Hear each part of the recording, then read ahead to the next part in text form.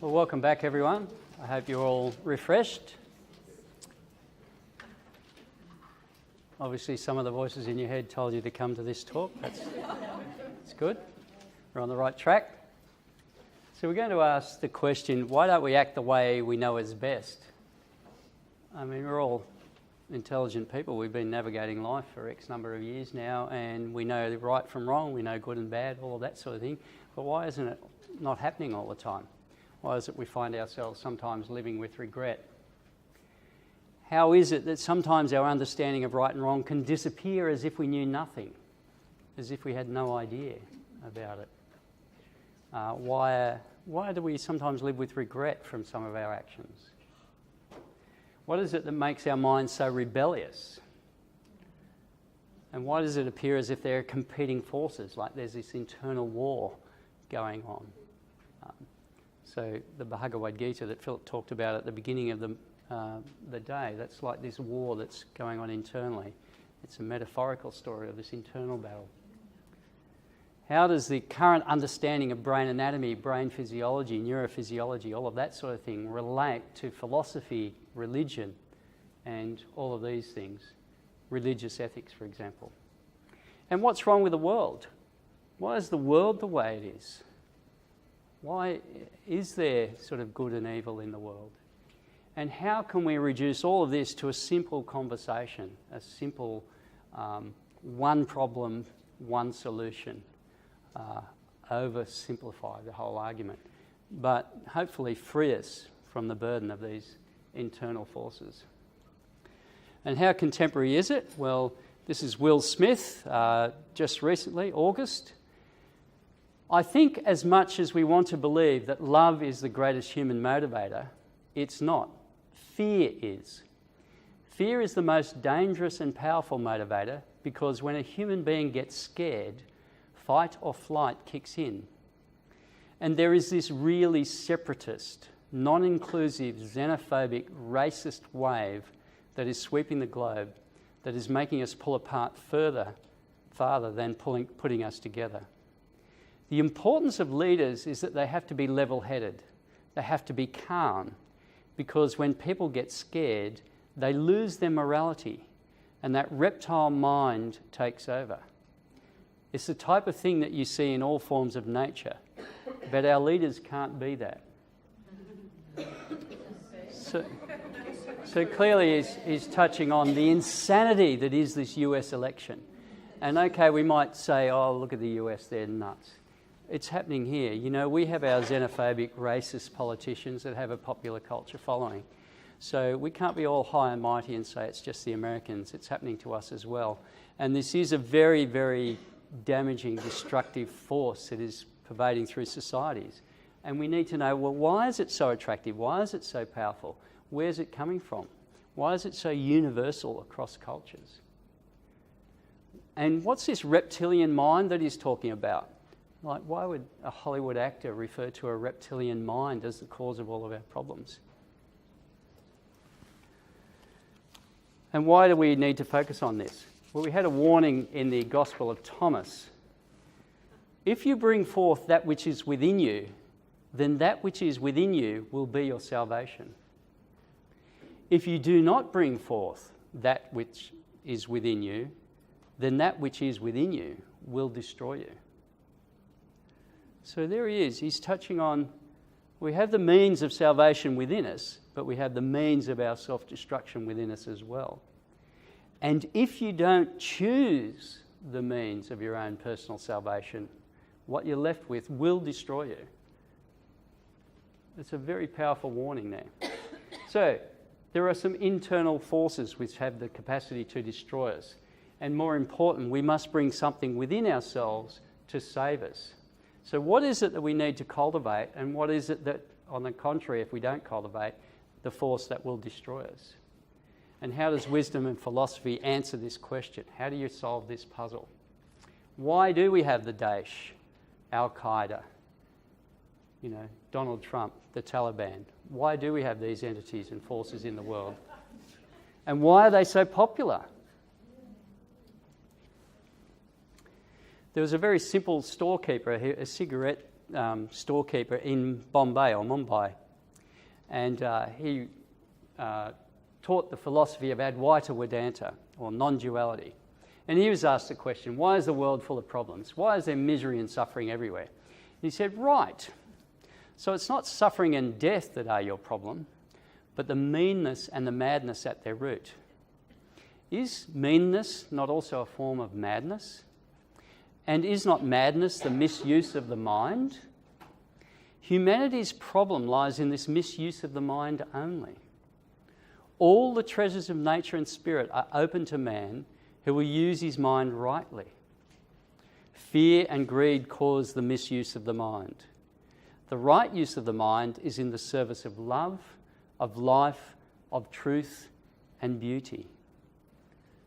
So he's touching on this negative destructive forces in the fear and greed, and the productive is in love and truth and beauty.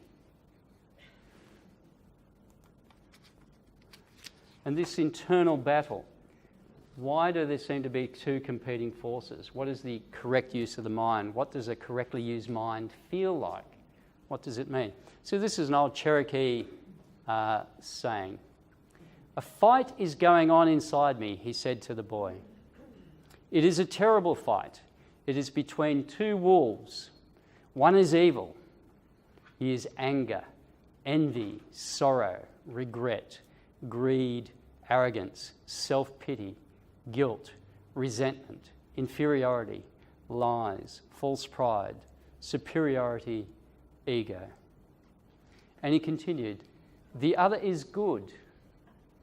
He is joy, peace, love, hope, serenity, humility, kindness, benevolence, empathy, generosity, truth, compassion, and faith. The same fight is going on inside you and inside every other person too. The grandson thought about this for a minute and then asked the grandfather, which wolf will win? The old Cherokee replied, the one you feed. Simplifies it all beautifully. So what we need to do, we need to follow this, and we need to identify and clearly delineate these characteristics of the bad wolf, and we need to clearly identify and find the characteristics of the good wolf, and then make sure, metaphorically, we're feeding the good wolf. What does that mean? Well, that means in some way, shape or form practicing those characteristics and letting go or neglecting or not feeding the bad or the damaging elements. And the implication is, if we take the gospel of Jesus, it's that practice, that process, that's what will save you. That's what will be your salvation. Now, is this confined to just Indian teachings, or is this a universal thing? And what you find is that you can find it in all philosophies. So this, we had to mention the Bhagavad Gita. So this is a commentary by Paramahansa Yogananda. He said, the timeless message of the Bhagavad Gita does not refer only to one historical battle, but to the cosmic conflict between good and evil. Life as a series of battles between spirit and matter, soul and body, life and death, knowledge and ignorance, health and disease, changelessness and transitoriness, self-control and temptations, discrimination and the blind sense mind. The devotee should analyse his daily mental and physical actions to determine just how much of his life is ruled by the ego's ignorance or delusion and body consciousness, and how much he is able to express of the soul's wisdom and divine nature. So again, he's touching on this battle between the two wolves and focusing in on discrimination and the mind, this aspect of the mind that you can get this sort of mechanical, habitual mind, or you can use discrimination and actually cultivate the mind as you would a beautiful garden. You can plant some roses in the mind. And you need to analyse your activities to determine how much of your life is ruled by the two competing forces.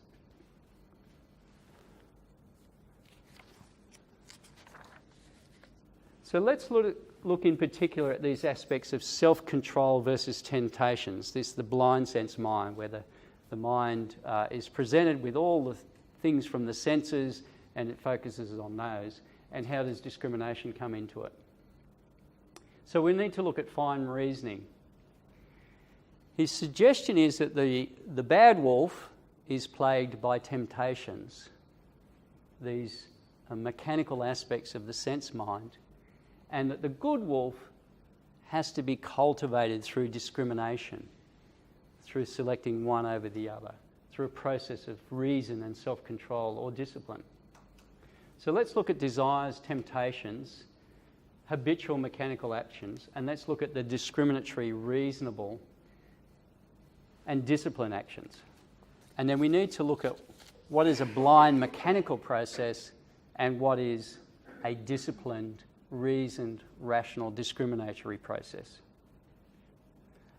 And we need to say, well, where do these voices, these two competing forces, originate? So if we take a peek inside the mind, we can get a look. So what we have here is a cross-section through the brain, and the spinal column is down here, and although the arrows are in reverse order, they're talking about something else in this diagram. All of the sensations from the external world come up the spinal column, and they come into the processing centre at the base of the brain, the midbrain. And so just sitting off the midbrain, you have things like the amygdala, and you have the thalamus and the hypothalamus, and all of this coloured area, if we ignore all of the other outside it, is what's called the base of the brain, the midbrain, or this reptilian brain that functions our whole physiology. Now, the purpose of this core midbrain is it runs the show. So this is like the computer of your car's engine. So it's running the fuel mixture, it's running all of that. So this thing runs blood pressure, breathing, heart rate, all of the physiology, digestion, hormones, growth and maturation. So it's all of the pituitary sitting in here, it's secreting the hormones that make the body function. So its function is to keep the body alive in space and time and to respond to the environment. So the amygdala, for example, its response is to monitor situational awareness. It's like a radar on a warplane to see what the threats are. So its response is to fight or flight, anger or fear. And that's all it's doing, just fight or flight, anger or fear. And then surrounding all of that, we have all of this superfluous, unnecessary stuff. If you really were just a material body, you wouldn't need to know what was going on, because this little area here would take care of it. An earthworm has this. So you can eat, drink, sleep, be merry without knowing that you're eating, drinking, sleeping and be merry. There's absolutely no necessity for all of this. This is all a tack-on. It's added in later. So we'll look at that aspect as well. So this central limbic system is one of the most used parts of the brain. So it regulates all of the things: hunger, thirst, pain, pleasure, sexual response, anger, emotions. It's the seat of the autonomic nervous system: blood pressure, heart rate, breathing, digestion, body temperature, metabolism. And the hippocampus, which, no, I haven't got a line, I'll show you in the next slide where the hippocampus is. That's memory, that regulates memory. So this is a very primitive structure. So at the very core of our psyche, at the very core, is this primitive reptilian brain. Reptilian as in, this goes back to the dinosaurs. This goes back to frogs, amphibian, fish. They all have this. It runs all of the vital processes to do with life. Now, the thing about these is all these functions operate whether you're consciously aware of them or not. This is the default setting. This is what's running the show when you're asleep. This is what's running the show when you're in a coma. This is what's running the show when you're being drugged or you're under the influence of alcohol. This is what runs the show when you're insane. You can be completely batshit crazy and this will still be running. You'll still be digesting your food. Your heart rate will still be operating. And you can be completely delusional. So these functions don't care about you one iota. They're just operating. And when we talk about general anaesthetic, these are the last things to go. So when an anaesthetist has got you under anaesthetic and the whole higher brain is offline, you're unconscious, that what they're monitoring is the blood pressure and the breathing and the body temperature and all of these sort of things, because this is telling us whether this is going offline. That's what's life-threatening. When these things start to shut down, the anaesthetic's too deep, and that's life-threatening. So the important thing to remember about these, this is the default setting. This is what you get when you're not intending to do anything. So the hippocampus is in here. This is the memory, and remember the amygdala is sitting in there. The cerebellum is about fine motor control, and all of the other stuff, this is just running the core psyche. Now, the important thing about it is these things operate whether you want them to or not.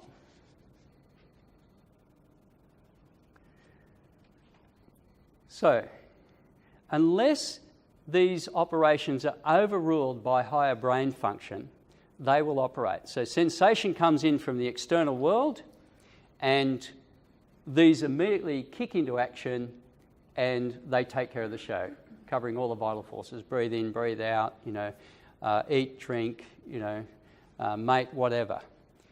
The thing is that there is a short pathway, so all of the stimulus comes in, and it acts instantly and goes out, and there's a long pathway.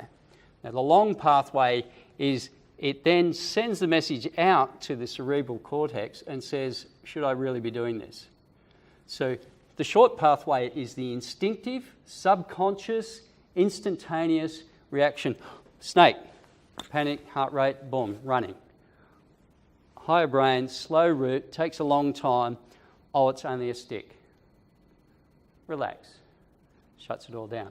So remember, you have this instinctual, instantaneous, habitual reptilian mind that reacts to the environment without a second thought. And then you have the slow route through the sensory cortex, which cross-checks the information and says, well, hang on a minute. There's no snakes in a lecture theatre. Well, there shouldn't be. Maybe it's not a snake. Take another look. Oh, yeah, it's not. And remember that this instinctual rapid response is hardwired in there, and unless you override it. So, if you're asleep, your breathing is well and truly taken care of.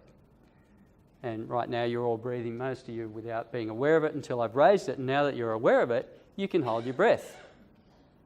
So you can override it. You can and hold your breath. So all of these instinctual responses are operating whether you're aware of it or not. The minute you become aware of it and bring it into, you can consciously override it. So you can take charge. What are we up to? Slide 9. So sensory stimulus brings in an autonomic response. Much later, we receive an instruction of whether the response was appropriate or not. This is why we find ourselves acting and then giving ourselves the reason after it. So, for example, with anger, we're instantly angry, and then we justify it with a conversation in our mind. Oh, that's because such and such. We find ourselves eating the second cake. I'm already second way through the second big slice of cake, and they're, oh, hang on. Oh, that's right. It's all right. I'm going to go for a big run tomorrow, so it's okay. Everybody relax.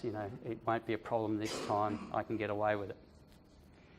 So, in a hostile world where this system evolved, and it goes right back to the first life forms on the planet, it was appropriate.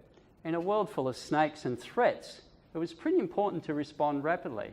You had to respond quicker than the snake could react. And this was a very rapid, hardwired pathway. So the eyes see it, the amygdala says bang, response, muscles are jumping around, and fine muscle control. Oh my God, it's a snake. The thing about it is it's imperative. It's imperative. It's loud. It's demanding. It's instantaneous. And you better get on with it. The reason for it can wait. There's no necessity to worry about what species of snake it is. Is it venomous or non-venomous? Is it a male snake or a female snake? Is it the snake breeding season? Has it just eaten a meal? None of that's necessary. You don't need any of that. You just think snake, right, react, boom.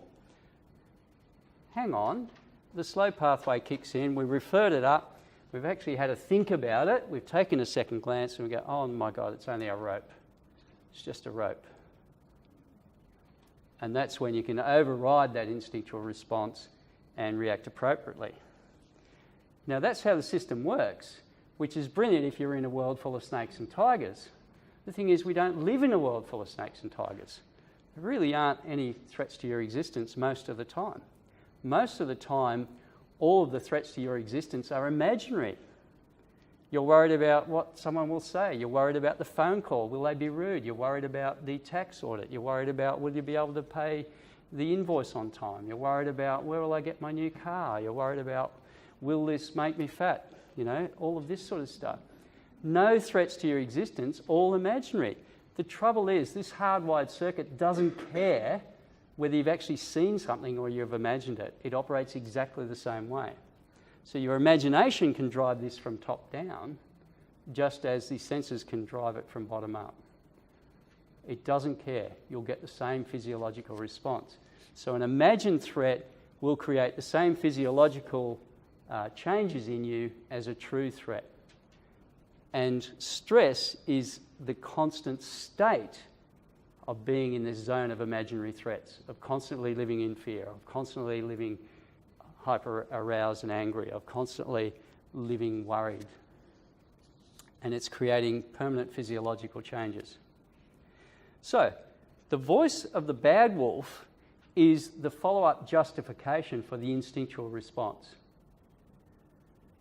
So, the response occurs, the physiology and everything is in play, and then the voice in the head says, oh, it's a snake, you know, those things are really dangerous, I better react quickly. If it's an imaginary threat, then you stew on it. You go over and over, oh, you know, I'm probably going to have a tax audit. I really don't know if I've, you know, got all my invoices, if I've got all the accounts in order, and you just churn on it over and over. So the reason for the response comes later, and that's that voice of the bad wolf that you have to recognise, the justification for why you're feeling the way you do. So here's a list of the limbic system responses. A lot of these are associated with the amygdala. And this is what this instinctual reptilian brain delivers to you day in, day out. So it gives you lust. So it sees something, oh, I want that. So the seat of desire. Anger, you know, so the amygdala is fight or flight. So fight or flight. So anger will give you hate, stranger danger. This is the source of xenophobia and racism. Stranger danger. Oh, don't know that, don't like that. Oh, you know. So this is the root cause of your racism, of your anger or your xenophobia. The thing is, your justification for why you're xenophobic, because the Mexicans are stealing our jobs, that comes in later. You're basically just letting your amygdala run. And it's a really profoundly ignorant state. They're not really stealing your jobs, they're doing jobs that you don't want to do yourself. Fear. Now fear, this is the threat to your existence. So this, if it's constantly running, this gives you anxiety. And it gives you polyphobias, you know, so you're afraid of spiders. So you're afraid of, you know, the spiders aren't really stalking you. In fact, most of the spiders don't really care about you that much. So this is the realm of phobias, and you think you're at the mercy of them. They are there, but it's are you giving them attention, and are you believing the narrative? Oh, I've heard about, you know, Sydney funnel webs. I might be living in Perth, but you know that looks like a funnel web. So I better be, you know, really wary of this spider. So remember, it's the narrative that you give to it that creates the constant cycle of fear and anxiety, especially if you believe the narrative. Greed, obviously, I need more of this. Selfishness, egoism, this is the sort of arrogance that we get. You know, I have a lot of words. I've got the best words. Have we heard that speech? That's egoism, arrogance. And then there's addictions, all of the addictions to pleasure and pain. This response is instinctual, and the justification comes to justify or explain to yourself why you've had that instinctual response.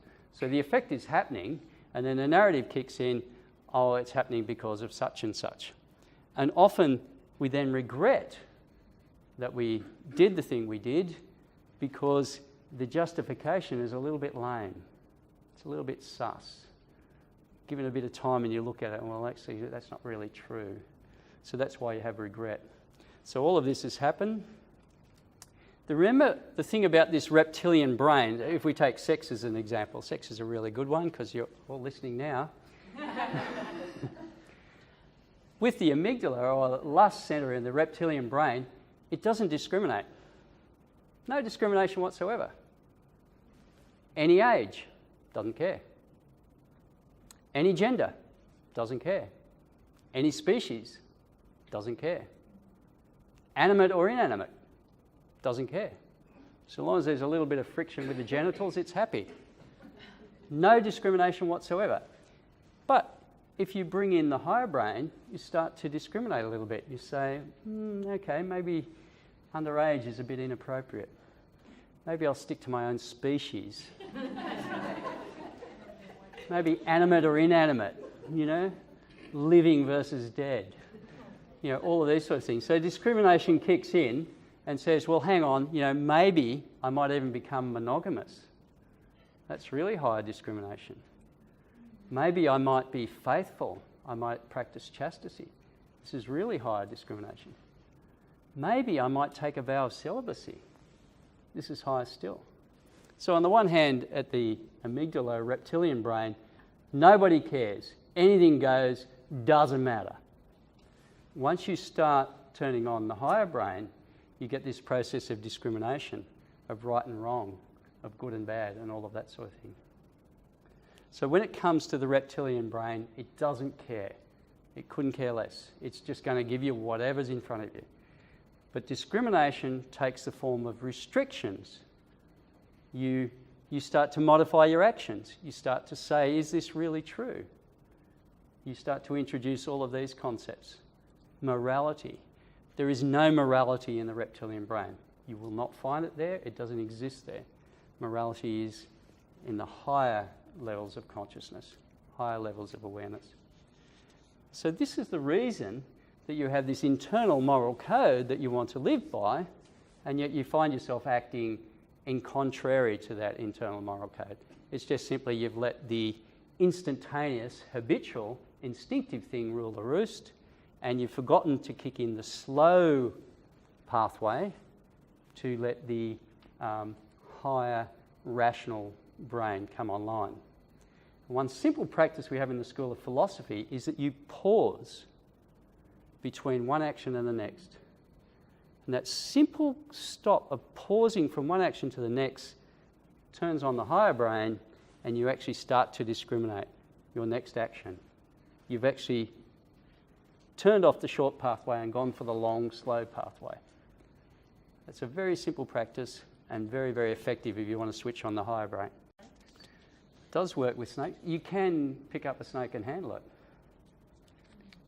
Well, yeah, but I'm thinking if you see something on the floor, you better to run away and, if you stop for that minute, that might be a minute in bite. That's if you're dealing with snakes. The reality is most of your fears are imaginary.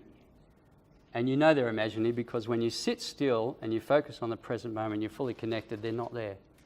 You have to project to some adverse future outcome. So the trouble is when you use this pathway, when the fears are not even there, it's all imaginary. Like the tax audit or the, can I pay my mortgage on time, all of this sort of thing that we worry about. It's not actually there.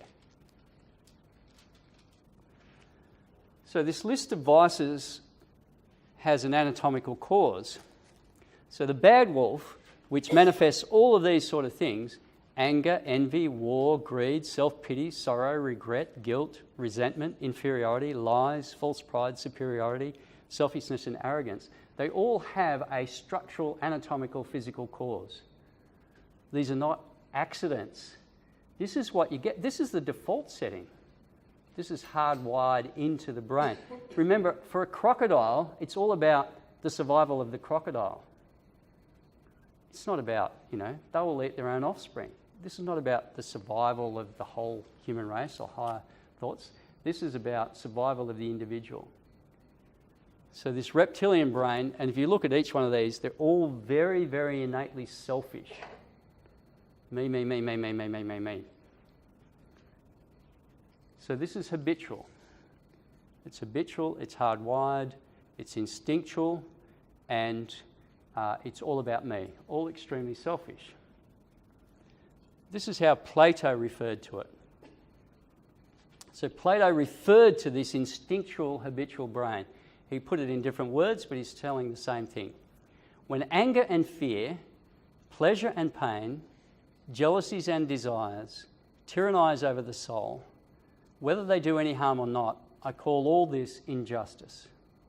But when the opinion of the best, in other words, wisdom, has dominion in the soul and orders the life of every man, even if it be sometimes mistaken, yet what is done in accordance therewith and is best for the whole life of man is to be called just. So what he's referring to in the second half is the higher brain, or the slow pathway: reason, discrimination, awareness, conscious action. And this is another reference to it. This is Swami Brahmananda Saraswati. If you've heard of the Maharishi, this was the teacher of the Maharishi. And in 1945, he was asked what was his comment on the ending of World War II. His response was, "Real victory is that after which there can never be a reverse. Nobody can call himself a victor forever merely by crushing an external foe, because such foes can spring up again. A real victory is achieved by bringing under control the internal foes. These inner enemies are ambition, anger, greed, false attachment, vanity and jealousy." So again, here we have someone who's referring to the horrors of World War II, to probably the greatest evil of the 20th century, and certainly we can see wars, and he's referring at all as these internal enemies. And you can see the mind of the people who perpetuated World War II. They were all driven by this anger, greed and vanity. Megalomania. And if we look at the Korean Peninsula, there's megalomania and xenophobia operating there. If there's going to be a flashpoint in another war this century, it'll be driven by these things: greed, megalomania, these inner foes. So it's the quality of the leaders that really determine whether you get the horrors of warfare or not. So this is another philosophical system that's referring to these same inner voices, these same things. So we need clear markers. So what are the markers for the characteristics of the bad wolf, the voice of the bad wolf, this internal conversation that we have? Well, first of all, it's around excess. So remember, the hunger centre in the midbrain, it's just going to eat as fast as it can. If you see two dogs around a food bowl, it's the fastest eater that wins. Okay, so when you find yourself eating to excess, you've just given the amygdala control. That's all you've done. You're just the dog trying to outcompete the other dog on the trough. Two pigs in the trough. So excess wants more, can't be satisfied. The one who gets the most as quickly as possible is the winner. It's habitual. It's habitual. It's happening whether you want it to or not. So it's mechanical and unconscious. You'll find yourself having the third biscuit and you go, "Oh, hang on, what's this in my hand?" Oh, and then you mentally count back and you realise, no, two's enough, so you put it back down. So this is totally mechanical and unconscious. You find yourself doing it whether you were aware of it or not. It's ill-informed. Remember, you're reacting to snakes when there's only ropes, when there's only sticks, when you just haven't looked properly. You act in haste and you regret at leisure. That's what that saying is referring to. It requires justification.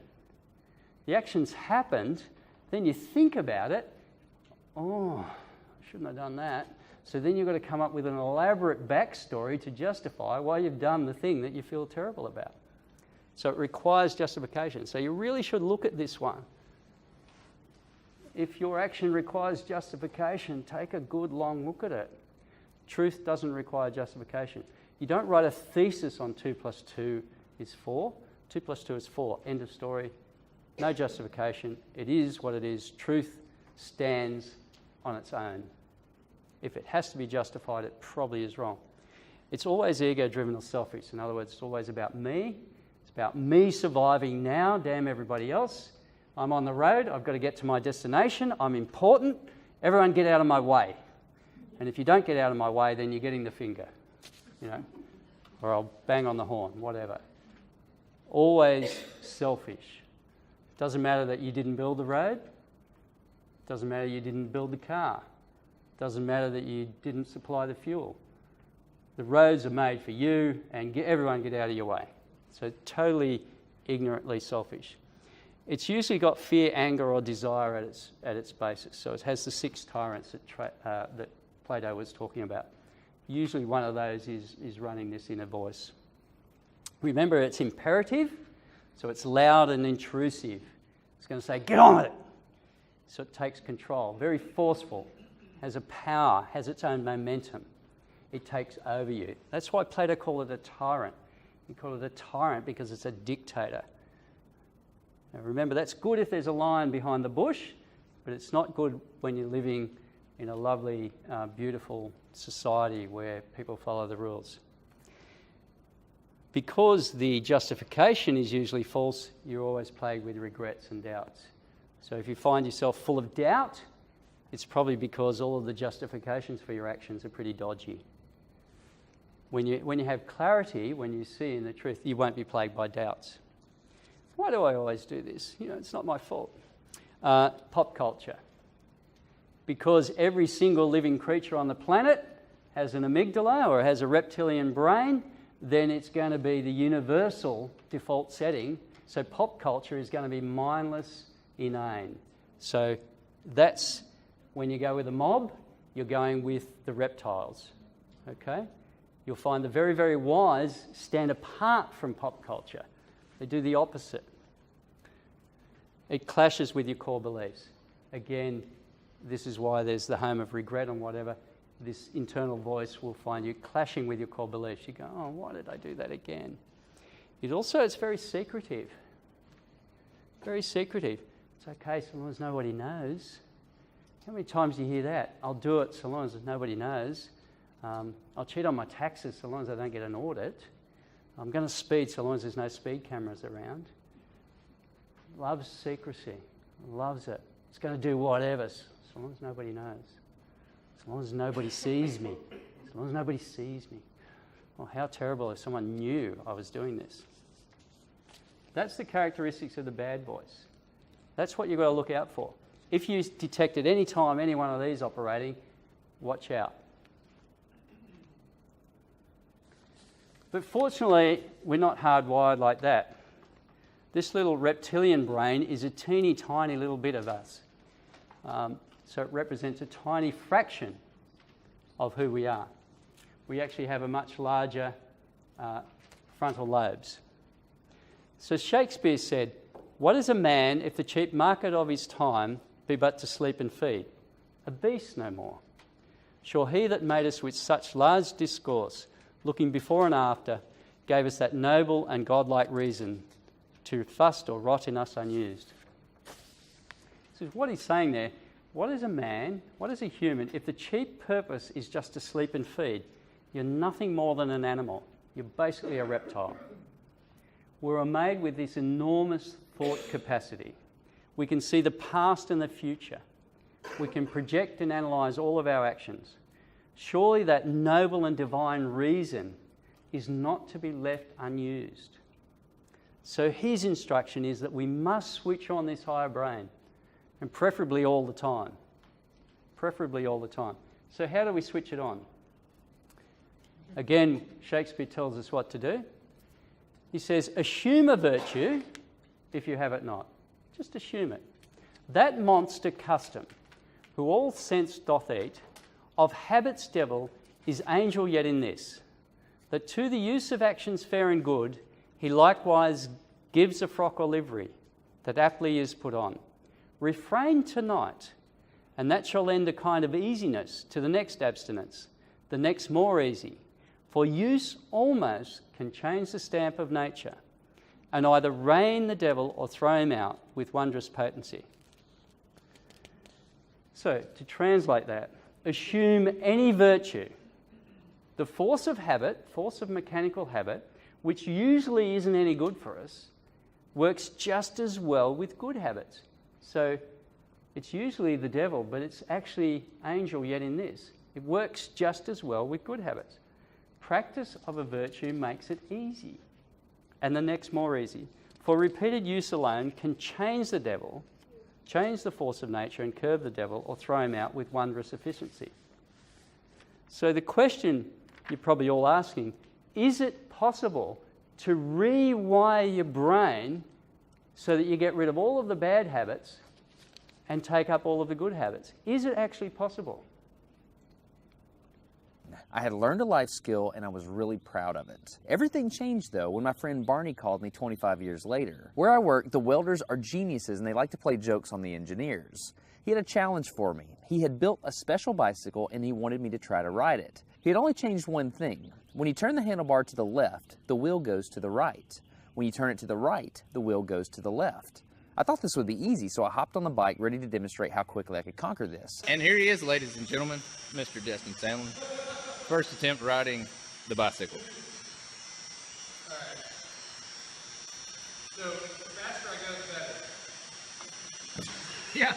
Yeah. I couldn't do it. You can see that I'm laughing, but I'm actually really frustrated. In this moment, I had a really deep revelation. My thinking was in a rut. This bike revealed a very deep truth to me. I had the knowledge of how to operate the bike, but I did not have the understanding. Therefore, knowledge is not understanding. Look, I know what you're probably thinking. Destin's probably just an uncoordinated engineer and can't do it. But that's not the case at all. The algorithm that's associated with riding a bike in your brain is just that complicated. Think about it. Downwards force on the pedals, leaning your whole body, pulling and pushing the handlebars, gyroscopic precession in the wheels. Every single force is part of this algorithm. And if you change any one part, it affects the entire control system. I do not make definitive statements that often, but I'm telling you right now, you cannot ride this bicycle. You might think you can, but you can't. I know this because I'm often asked to speak at universities and conferences and I take the bike with me. It's always the same. People think they're going to try some trick or they're just going to power through it. It doesn't work. Your brain cannot handle this. For instance, this guy, I offered him $200 just to ride this bike 10 feet across the stage. Everybody thought he could do it. No, you didn't understand. You didn't understand. So, this way. Okay. All right, just a second. All right, so, whenever you're ready. Yeah. Wait.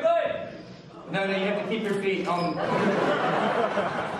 Dude, all right, give it a go. Just give it a go. Wait. Like, you gotta start rolling at least. Go. And go. Oh, go! All right, back up. Okay, wait. Keep your feet on the pedal. Go. Go right off.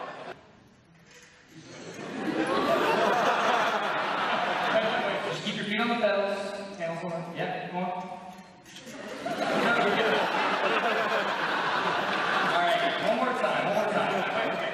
Once you have a rigid way of thinking in your head, sometimes you cannot change that, even if you want to.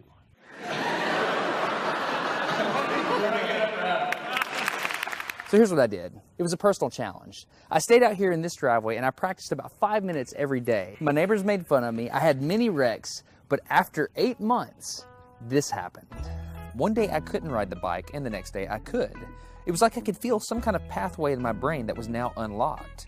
It was really weird though. It's like there's this trail in my brain, but if I wasn't paying close enough attention to it, my brain would easily lose that neural path and jump back onto the old road it was more familiar with. Any small distractions at all, like a cell phone ringing in my pocket, would instantly throw my brain back to the old control algorithm and I would wreck. But at least I could ride it. My son is the closest person to me genetically, and he's been riding a normal bike for 3 years. That's over half his life. I wanted to know how long it would take him to learn how to ride a backwards bike, so I told him if he learned how to ride a backwards bike, he could go with me to Australia and meet a real astronaut. Are you going to give up? No. Go ahead. This is how it starts. Look at this. This is such a big deal. Get up, you got it. Did you see his brain get it? So he, in how many weeks have we been doing this? 2 weeks? In 2 weeks, he did something that took me 8 months to do, which demonstrates that a child has more neuroplasticity, am I even saying that right, than an adult. It's clear from this experiment that children have a much more plastic brain than adults. That's why the best time to learn a language is when you're a young child. All right, today's bike log. I can ride smooth, I can ride fast. I'm thinking the experiment is over. Okay, now I'm in Amsterdam, a city that has more bicycles than people. The question is, can I ride a normal bike now? I mean, I've spent all this time unlearning how to ride a bike. If I go back and try to ride a normal one, will my brain mess up? So I've tweeted a Smarter Everyday meetup, if you will, and I'm gonna see if somebody brings a bicycle and I'm gonna try to ride a normal bike. It's backwards, it's backwards. This was one of the most frustrating moments of my life. I had ridden a normal bike since I was 6, but in this moment I couldn't do it anymore. I had set out to prove that I could free my brain from a cognitive bias. But at this point, I'm pretty sure that all I proved is that I could only redesignate that bias. So what you're not seeing is just a group of people here looking at me, looking at the strange American that can't ride a bike because they think I'm dumb. But I'm actually 2 levels deep into this because I've learned and unlearned. All right. After 20 minutes of making a fool out of myself, suddenly my brain clicked back into the old algorithm. I can't explain it, but it happened in a very specific moment.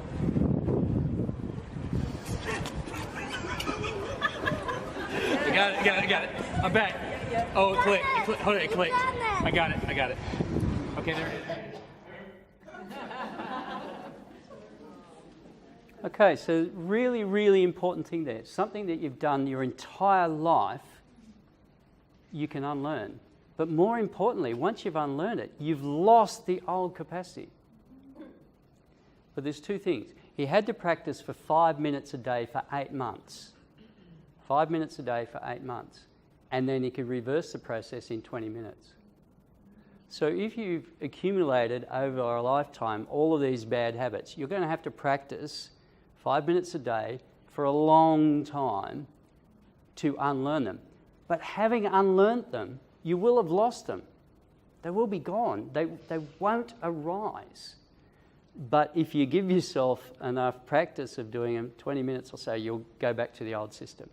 This is why it's so challenging to be good and so easy to be bad.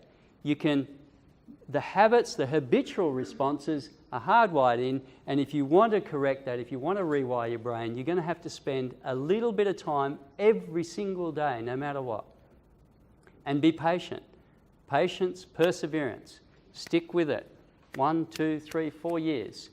Then if you give up your discipline and decide, oh, I'm right now, I'm cool, 20 minutes, you're back in the old habit. Okay? Very, very simple.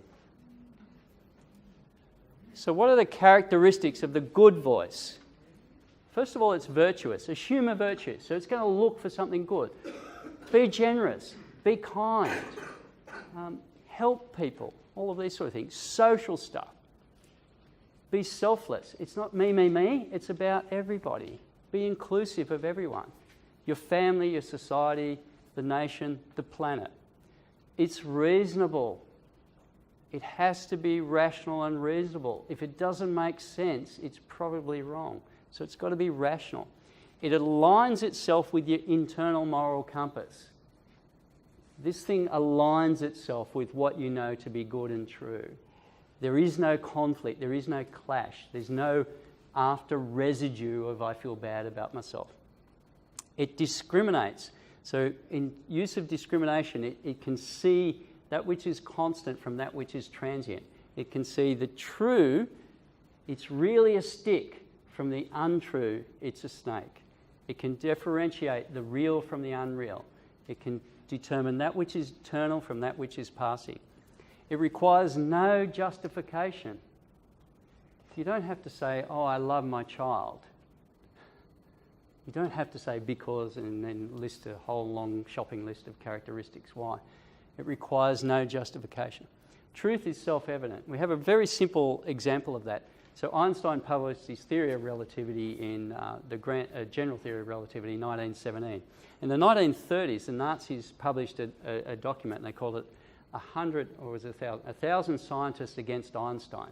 And all of these German scientists all put their name to this paper, why Einstein was wrong. 1,000, this overwhelming body of evidence, Einstein's wrong. And they said to Einstein, look, the Nazis have got these 1,000 scientists say they're wrong. And he said, if I'm wrong, one is sufficient. The thing about truth is, untruth is obvious. It's bleeding obvious. It's quiet and unassuming. Remember that instinctual amygdala voice is loud and imperative. This reason is quiet and unassuming. It's sort of, you sure you should be doing that? You sure? Maybe not. Yeah. It needs space or time. Remember, it's in the slow pathway. It's only in the slow pathway. It's never in the fast pathway. So if you're acting rush, rush, rush, you're going to get the reptile. If you slow the pace of your existence down, pause between actions, connect with what you're doing, slow your speech, haste makes waste. This one needs space or time to manifest. It's a big, big computer, that big brain. It takes a long time to kick it online, and you've got to practice kicking it online, bringing reason into the situation. Remember, the little reptilian mind, it's like that. Bang, bang, bang, bang. Higher reasoning takes time. You've got to bring it online. You've got to turn it on. It's innate in everyone. This is what Jesus was saying. That which within you will be your salvation. You all have it. It's there. 5 minutes a day for 8 months will turn it on. 20 minutes will put you back in the bad again.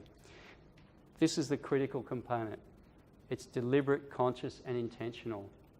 The good voice is because you have to choose it. You have to decide. You have to make the steps. You have to practice it. You have to select that which is finer over that which is coarse. So it has to be deliberate. If you don't make this action, you get the default setting. The default setting is what you get when you're asleep, when you're drugged, when you're unconscious, when you're insane. You get the default setting. This is the only one you get when you've got your higher brain online, when you turn on that massive computer. You have to make the decision, I am going to practice virtue. That's the characteristics of the good voice. So this key aspect is that it's intentional. You cultivate it consciously and deliberately. Anything that suppresses the higher brain, anything that switches off this reason, will give you the default setting. It will give you the bad wolf. So, drunks under the influence of alcohol, what do they get? They get anger. What are you looking at? Or they get happy silly, running around naked, or they get depressed. So when you switch off the higher brain, you're left with all of the negative stuff. So how do we feed the good wolf? So this is feeding the good voice. And that drawing of Leonardo up in the corner there, he's referring to fortitude, beauty, humility, temperance, and justice. So justice in the Platonic sense, justice, you can cultivate justice when you don't let those petty tyrants that Plato talks about rule. Beauty, the contemplation of beauty. Marsilio Ficino talks about when you contemplate beauty, that is love. Beauty is the contemplation of beauty. And temperance, that's discipline. Discipline is sticking to your 5 minutes a day for 8 months. That's what a discipline is. Discipline gives you freedom. Discipline isn't a bad thing. If you practice your 5 minutes a day for 8 months, it gives you freedom. It gives you can ride a bike that you never could ride before. That's freedom. So if you want complete freedom in existence, you have to introduce discipline. So, how do you feed this good voice, the good wolf? Assume a virtue though you have it not. Just fake it. It doesn't matter. It doesn't matter. Like, you don't have to believe a word of it. Just try it. You have to practice it. That monster custom habit. It's habit that's giving you all of the bad stuff. Well, guess what? It's angel yet in this. It delivers all the good stuff as well. Habit alone will deliver all of the good stuff. So it's like the postman. The postman can give you a letter bomb, or it can give you a winning lotto ticket. It's just the postman. So habit is your salvation. Pausing between actions. Whenever you stop and pause between one action and the next, you're letting the slow pathway turn on. The slow way of doing things switches on. And that turns on your frontal lobe. So remember, when you've got the reptilian brain, there is no reason. You cannot have reason and those fear, anger, lust, all of those things. There's no reason to those. Not this, not this. That's a little saying that we have. It's the way to curb excess. It's the way to switch the ego off out of it, to stop selfishness. Just simply not this, not this. And you'll see, the minute you say not this, not this, the slow pathway comes in and says, well, actually, I don't really need that. I don't really need to do that. This is the province of wisdom. This is what they're talking about. That which is within you will save you. Meditation, the studies have shown that people who meditate have a smaller amygdala. Physiologically, their midbrain shrinks. So if you want to do anything about this reptilian brain, you've got to practice some form of meditation. Ask questions. Reason is turned on. The switch for reason is the questions, not the answers. Answers are useless. You want questions. Always go with the questions. Who am I? What am I? What is this existence? What is the universe made of? What is my relationship to the universe? How long am I live for? What is my purpose in life? Stay with the questions. Keep with the question. It switches on the higher brain. That's why you have it. You have the higher brain to ponder the nature of existence. There's one, when you think about it, when you really think about it, all of existence could be taken care of by that reptilian brain. You could eat, sleep, drink, mate, breed, whatever, all taken care of. Why have you got the higher brain? Why is it there? Like, why is it there? It's like, it's like the foxtail on your radio aerial. Like, why is it actually there? So, one theory that we evolved this massive brain is to be social. We're social animals. We're designed to live in a group. And it takes a lot of higher brain reasoning to live in a social group, live in harmony. So when your wife says to you, it's okay, I don't need a birthday present this year, what does that even mean? What's the right answer?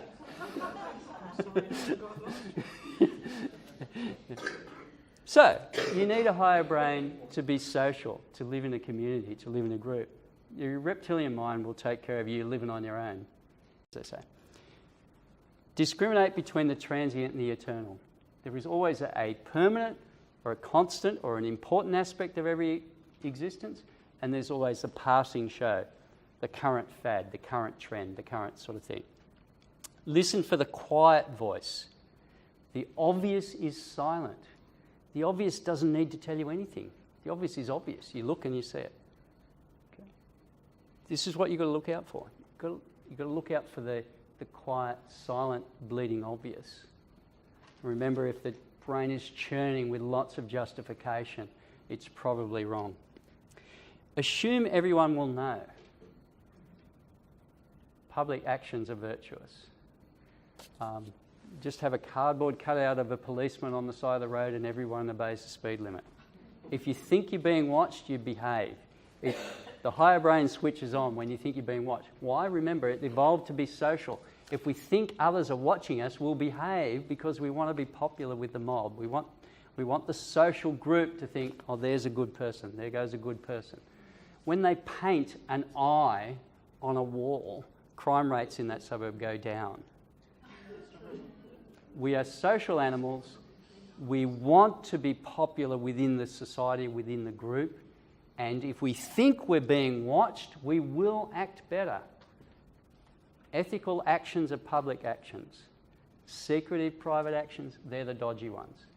So if you took nothing else out of this, just for every action you ever do, assume Big Brother is watching you.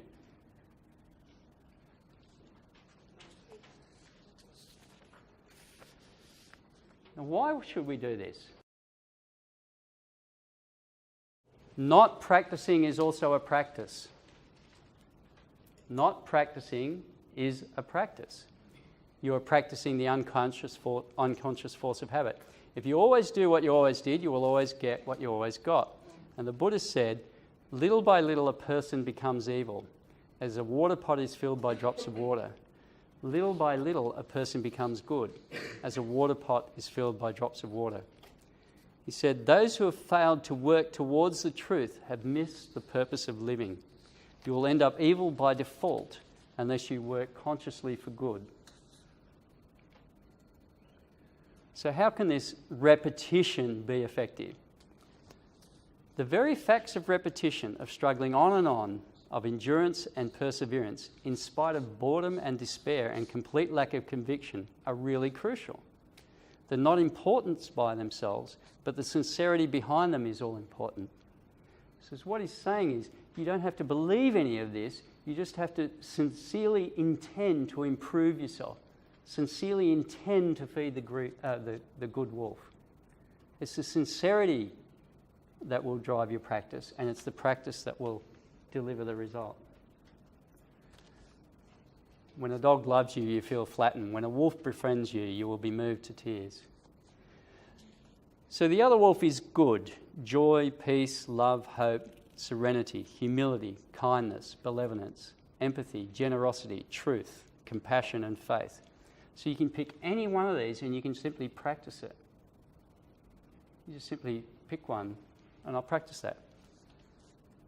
The same fight is going on inside you and in every other person you meet. Every other person you meet is fighting the same war. So to summarise it, this war, these internal voices, or this the good and the bad wolf that each and every one of us is faced with. The bad, the characteristics, and this is what you've got to look out for. It's mechanical and habitual. It's hardwired, unconscious. It's intrusive, has that imperative aspect. It forces itself upon you. It's always in the realm of excess. It's always over the top. Too much, too much, too much. You lose it. It needs justification. So there's a big, long, voluminous narrative that accompanies it to try and convince you why you did the thing you did. It's in the realm of what Plato was saying. So it's going to have these fear, anger, lust driving it. Desire is another form of that. Secretive. As long as nobody finds out. I think that was one of Trump's sayings. You know, like, God, that guy's... Oh. Anyway, don't get me started. So long as nobody knows. That never happened. That never happened. It's all rigged anyway. Yeah, it's all rigged. That never happened. Why? Because he doesn't want public censure. Okay, so you want the whole world to know your actions, because when it's a public action, it's a good action. You'll align with your own moral ethics. It's always unreasonable. It's about egoism, selfishness, me, and it will clash with your core beliefs. There will always be a feeling of regret, self-loathing and disgust and all of that sort of thing will follow with it. Whereas the voice of the good action, number one, it has to be deliberate, conscious and intentional. If you're going to learn to ride a backwards engineered bike, you're going to have to choose to practice it every day for months. You won't just get on it and learn to ride it. It's also quiet and unassuming. It tends to warn you. It says, it's not in the realm of excess. It says, oh, that's enough. Stop now. Oh, don't do that. Or don't say that. Don't say that. All of that. It's obvious and self-evident. Truth is always obvious and self-evident. So if you're plagued by doubt, you're over in this side. If you're plagued by doubts, you've got to start cultivating some of these things. Obvious and self-evident has no doubt. It's virtuous, so any of the... And you can get a list of virtues. The Bhagavad Gita lists 30 virtues. There's book after book on all these virtues, and you can just practice any of them. The funny thing when you start practicing one virtue is you find you get the whole lot. It's very, very hard to practice one virtue without all of the others coming along for the ride. It's publicly proud, so these public actions, generosity and so on, it has that quality. You don't want to keep it a secret. It's reasonable, it's humble, and it aligns with your beliefs. And so that's sort of a quick rundown of where the physiology lies, where the anatomy lies, and what the solution is, what you have to practice. And you can get a sense of why the world is in a mess that it is in, and what the solution is, and why the great people of history have actually had solutions. This is not a utopian vision. This has been achieved over and over again by many people. This is not, mythological. This is, anybody who practices these stuff can achieve it. So, are there any questions? do you make of this?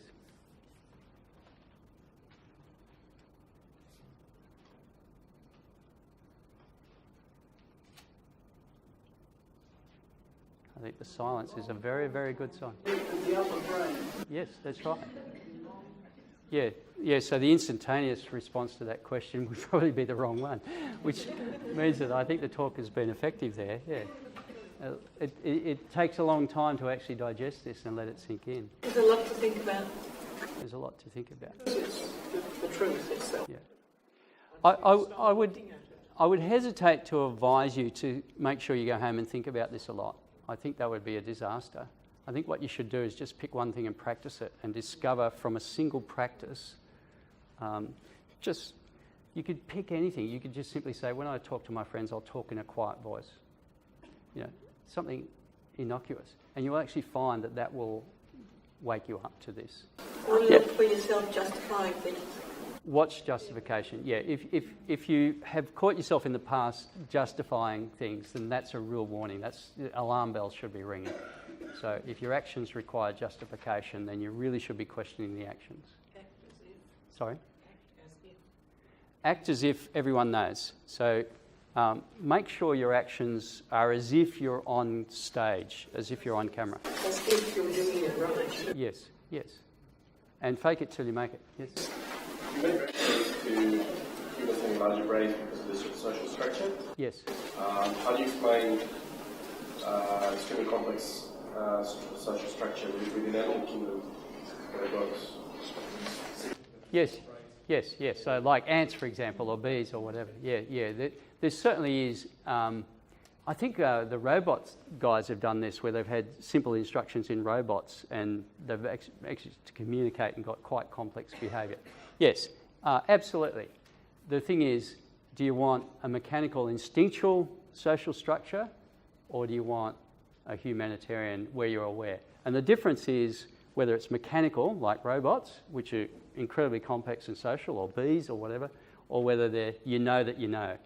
And I think it's that aspect that you know that you're a social organism. It's a higher level of understanding. And you're absolutely right. You don't need it for complex social structure like the mole rat or termite mounds or so on. It's not necessary. Yeah. So you're absolutely right. But I think the difference is that we know that we know. We know that we're humans. We know of the universe. We know that we're here. We know of our own mortality. We know of love, all of these sort of things, which obviously some of the lesser organisms don't. Well, I don't know, but they don't probably have that same level of understanding. Yeah. Do animals know love, Clive? I think the more you work with animals, the more you realise that the conventional discussion is wrong, and certainly their comprehension of things is profound. And the stories that you get and you hear seems to suggest that there's a much higher level of understanding than we give them credit for. There was an example of they were looking at humpback whales. Someone was studying humpback whales, and there happened to be some killer whales attacking a seal.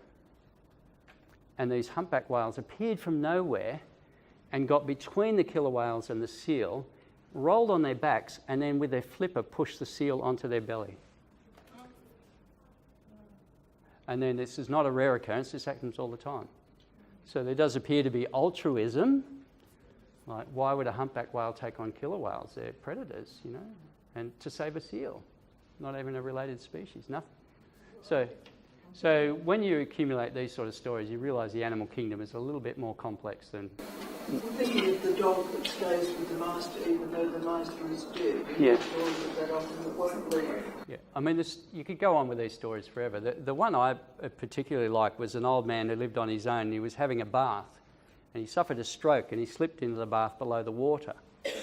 And his little dog came in and dived to the bottom of the bath and pulled the plug out. And that's what saved his life. Now, you think about that. How would a dog know to solve that problem? How could a dog, randomly pull the plug out? By accident? The dog dived in and pulled the plug out and the water went down and he survived. Now, there's lots of stories like that. So, yeah, I think we can get a little bit too caught up in ourselves and think that there isn't consciousness or awareness in others, but how far that goes, I don't know. It must be excluding cats after you talked last year. Yeah. Now, cats are a different story. Yeah. Sorry. We got 5 minutes. Plenty. Any other questions on this? Sorry. If you caught yourself responding to the reptilian brain and you immediately catch yourself that it was the wrong response, and then you are disappointed or upset, Drop the disappointment and the upset. Okay, so this is not to have a big guilt trip and you look back on your life and you think, oh my God, how terrible am I? This is, okay, this is what happens unless I make decisions. Okay, so I'll just take charge and make decisions. So take the pressure off. Play around with this, be fun, but absolutely no guilt or regret or anything like that.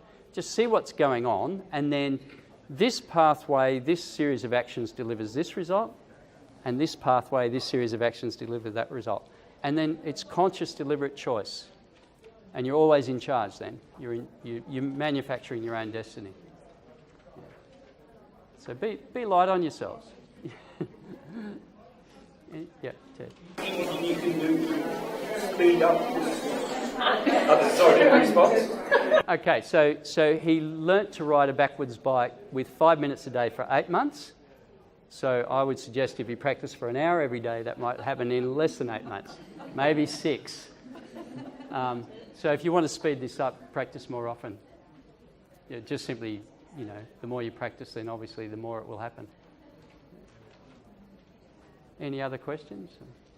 Sorry. If you're doing backwards and forwards in the device, then eventually, when you need it, would it lose capability to ride either one? I don't know. I don't think that's ever been done. His example was it took him 8 months to learn how to ride the bike when the handlebars are reversed, and then practicing, he then couldn't ride a bike. That's the important thing, that if you practice enough, you will lose the old habit and you will be rewired out of doing the old habit. But once you go back to practicing the old habit, it comes back quickly.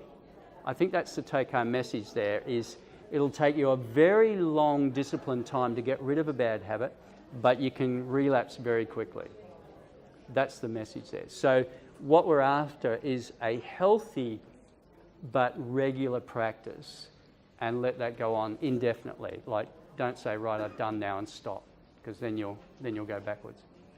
Does that make sense? One last thing is that I think from my own experience, when you actually make the effort to change something for whatever the reason, and you're doing that regular practice, the reward from doing that, how it changes not only your life, but so many other people's lives, it just makes it, over a period of time, that you never want to go back to the other. So in some ways it feeds itself as well. Absolutely. I think Francis made a fantastic point there. We think of this as a hard, terrible discipline. Oh, this is going to be hard and I've got to stick at it for 8 months. And, what happens is the practice is its own reward.